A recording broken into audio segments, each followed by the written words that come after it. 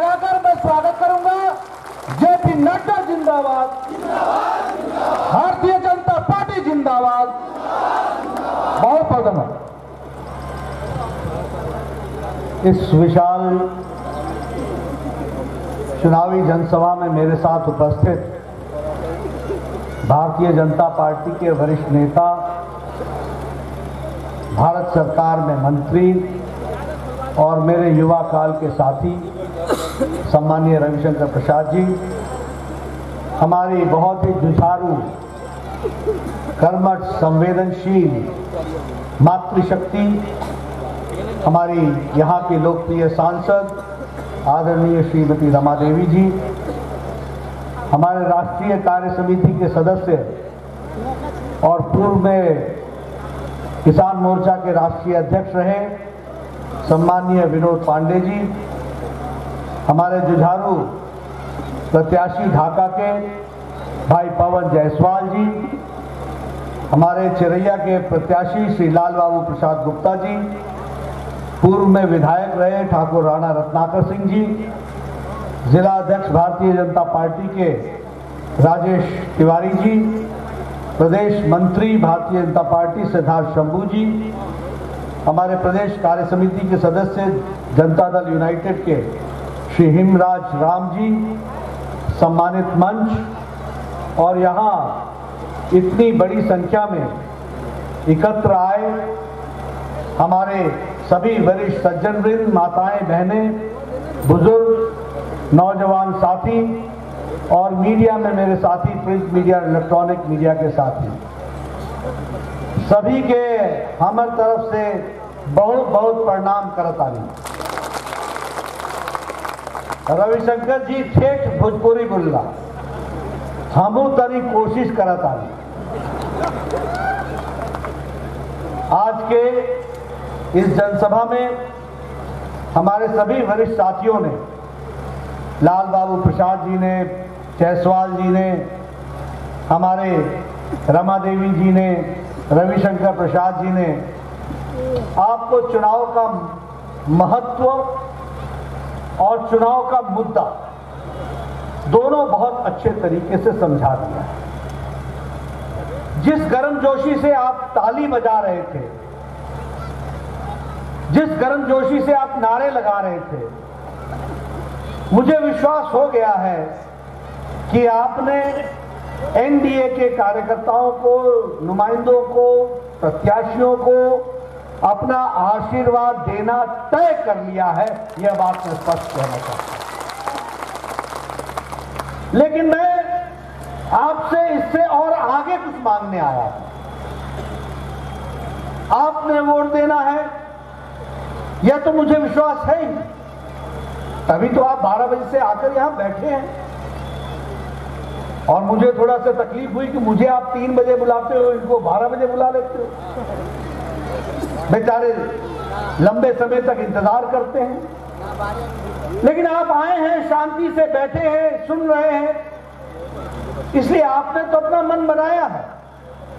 पर मैं आपको एक विशेष जिम्मेवारी देना चाहता हूं कि आप अपने वोट के साथ साथ अपने चाचा का, अपने ताया का, अपने दादा का, अपने नाना का, अपने भाई का, अपने बहन का, सब रिश्तेदारों से निवेदन करना है कि बिहार का विकास करना है तो एनडीए को वोट डालना है। इसके लिए निवेदन करने आया हूं। मित्रों, बिहार यह चुनाव बिहार के भविष्य को तय करने वाला है। गलती होती है, थोड़ी सी चूक होती है,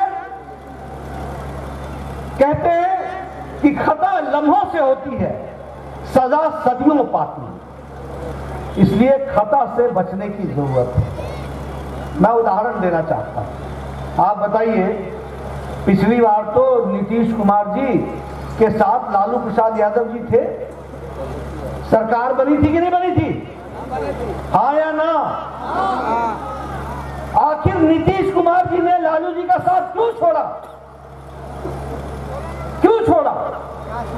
इसलिए छोड़ा कि नीतीश कुमार जी को समझ में आ गया कि जो बीजेपी के साथ चल करके मैंने बिहार को पटरी पर लाया था, लालू फिर से उतार देगा, इसलिए फिर से छोड़ करके बीजेपी के साथ चल पड़े। इसलिए समझो काम करने वाले कौन है और काम बिगाड़ने वाले कौन है। आजकल कहते हैं मैं 10 लाख नौकरी दूंगा, कहा कि नहीं कहा? उनको मालूम है कि उनके पिताजी ने और माताजी ने 10 लाख से ज्यादा लोगों को बिहार से पलायन करा दिया था। मैं गलत बोल रहा हूं क्या? अगर गलत बोल रहा हूं तो खड़े होकर बताओ, गलत बोल रहा हूं क्या? इनके माताजी और पिताजी ने 10 लाख से ज्यादा लोगों को पलायन करा दिया। और क्या बोलते थे लालू जी कि हमारा आदमी धोती कुर्ता पहन के जाता है, सूट पैंट पहन के लौटता है, जैसे यहां से भेजने में अपने आप अपनी हिम्मत समझते थे, यूएसपी समझते थे। मित्रों, अगर बिहार को फिर से किसी ने बसाया और पटरी पर लाया तो बिहार में नीतीश कुमार ने लाया, और आशीर्वाद मिला तो नरेंद्र मोदी जी का मिला है। इस बात को समझना चाहिए। आप बताइए, चुनाव के भाषण दे करके भूल जाना ये यहां की आदत थी कि नहीं आदत थी? बोलिए, आदत थी कि नहीं थी? हम रेल लाइन बिछाएंगे, समय गुजरा न रेल न लाइन। हम सड़क बनाएंगे, न सड़क न व्यवस्था। ये तो रिपोर्ट कार्ड लाने का काम अगर किसी ने किया तो नरेंद्र मोदी जी ने इस लोगों को सिखाया कि रिपोर्ट कार्ड नाम की क्या चीज होती है। और मैं आज भी आपके सामने, याद है मोदी जी ने 2015 में कहा था कि हम 1,25,000 करोड़ रुपए देंगे, कहा था कि नहीं कहा था? कहा था। आज मैं आपको गिनती कराने आया हूं, पत्रकार बंधु जरा जोड़ लीजिएगा, मैं बताना चाहता हूं। 3,904 करोड़ रुपए दिए हैं किसान भलाई के लिए, 1,000 करोड़ रुपए दिया है शिक्षा के लिए, 1,550 करोड़ रुपए दिया स्किल डेवलपमेंट के लिए, स्वास्थ्य के लिए दिया 600 करोड़ रुपए, बिजली के लिए दिया 16,000 करोड़ रुपए, सड़क के लिए दिया 13,820 करोड़ रुपए, और हाईवे के लिए दिया 54,000 करोड़ रुपए, रेलवेज के लिए दिया 8,870 करोड़ रुपए, एयरपोर्ट के लिए दिया 2,700 करोड़ रुपए, डिजिटल बिहार जिसको अभी रविशंकर जी बता रहे थे कि सब कोई फेसबुक पर है, यहां लाखों तरीके से लोगों को गांव में फाइबर के साथ, ऑप्टिकल फाइबर के साथ जोड़ने का काम किया, तो 450 करोड़ रुपए खर्च किए, पेट्रोलियम के लिए 21,000 करोड़ रुपए खर्च किए, टूरिज्म के लिए 600 करोड़ रुपए खर्च किए, और मैं बतौर स्वास्थ्य मंत्री 11 मेडिकल कॉलेज को 500 करोड़ रुपए दिया, और दरभंगा के मेडिकल कॉलेज के लिए, ऑल इंडिया जो मेडिकल साइंसेज के लिए 1,200 करोड़ रुपए दिया। ये आपको बताना चाहता हूं, ये है मेरा रिपोर्ट कार्ड। मित्रों, काम करने वाले, मैं छाती ठोक के बोलता हूं, किसी को 1,20,000 करोड़ 25,000 करोड़ रुपए का हिसाब मांगना हो, मेरे से मांगो। मोदी जी ने खर्च करके दिया है बिहार की तस्वीर बदलने के लिए। ये बात हमको ध्यान में रखना चाहिए। आप बताइए, मोतिहारी में मेडिकल कॉलेज बन रहा है कि नहीं बन रहा है? महात्मा गांधी मेडिकल कॉलेज बन रहा है कि नहीं बन रहा है? 60 साल में 3 मेडिकल कॉलेज मिले बिहार को, और मैं स्वास्थ्य मंत्री बना हूं 2014 में। मोदी जी बने हैं प्रधानमंत्री 2014 में। 2014 से लेकर 2020 में 11 मेडिकल कॉलेज दिए हैं, जिसमें मोतिहारी का भी मेडिकल कॉलेज है। ये आपको ध्यान रखना चाहिए, इसलिए ठोक बजा के बात कर रहा हूं। आप बताइए, कोविड के दौरान अमेरिका घबरा गया कि नहीं घबरा गया? यूरोप के देश मुसीबत में पड़ गए कि नहीं पड़ गए? और मोदी जी ने 1 अरब 30 करोड़ जनता को बचा लिया कि नहीं बचा लिया? बचाया कि नहीं बचाया? जिस दिन कोरोना आया था, हमारे पास टेस्ट करने की कैपेसिटी 1500 थी प्रतिदिन में। आज प्रतिदिन टेस्ट करने की कैपेसिटी मोदी जी के द्वारा 15 लाख पर डे है। 15 लाख टेस्ट हम करते हैं। उस दिन हमारे पास एक भी पर्सनल प्रोटेक्शन इक्विपमेंट नहीं था, पीपीई किट नहीं थी, विदेश से मंगवाते थे। आज प्रतिदिन 4.5 लाख पीपीई किट भारत बना रहा है, और भारत को तो दे ही रहा है, दुनिया को भी सप्लाई कर रहा है।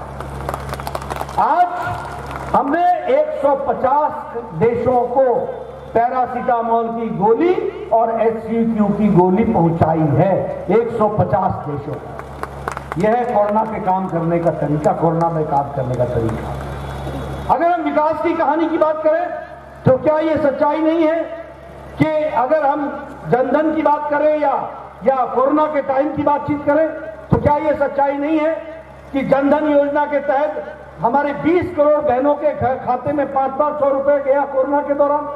गया कि नहीं गया? 8 करोड़ गैस के सिलेंडर मिले कि नहीं मिले? 3-3 महीने के लिए मिले कि नहीं मिले?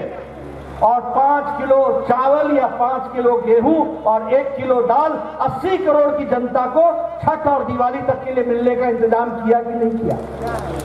मित्रों, अगर मैं उजाला योजना उठाऊं, यही बिहार, बोलो 24 घंटे बिजली आती है कि नहीं आती है?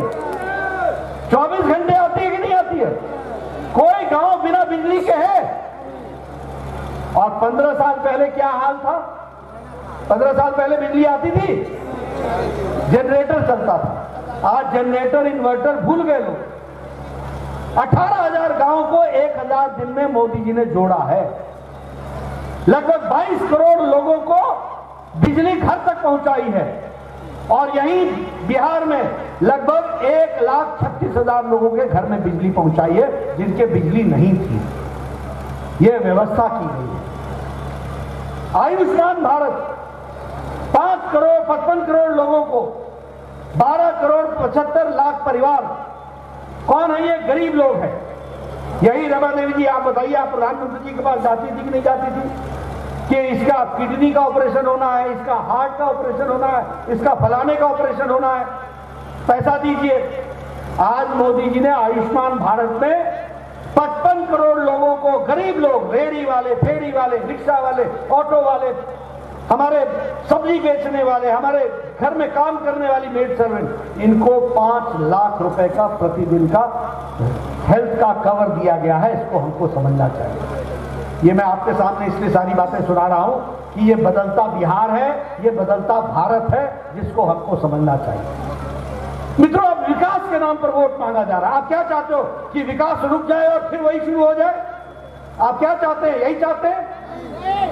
अगर आप नहीं चाहते हैं तो आपको अपने रिश्तेदारों को, सबको बताना पड़ेगा कि वोट डालना है तो एनडीए के कैंडिडेट को डालना है, जदयू को डालना है, हम पार्टी को डालना है और वीआईपी पार्टी को डालना है। ये आपको बताना पड़ेगा। ये हमारी जिम्मेवारी बनती है। मेडिकल कॉलेज, इंजीनियरिंग कॉलेज, अब आप बताइए, मत्स्य पालन के लिए मोदी जी ने यहां पर विशेष यूनिट लगाया है कि नहीं लगाया है? आत्मनिर्भर भारत में हमने तय किया है कि आपके यहां अब मछली बाहर से नहीं आएगी, आप मछली से सेल्फ सफिशिएंट होंगे और अब देश और दुनिया को मछली भेजेंगे। यह व्यवस्था करने का काम हम लोगों ने लिया है। इसको हमको समझना चाहिए। इसलिए विकास की नई गाथा लिखी गई। विकास के बारे में नए दृष्टि से सारी चीजों को रखा गया और मैं चाहूंगा कि इस विकास में आप भी अपना योगदान करें।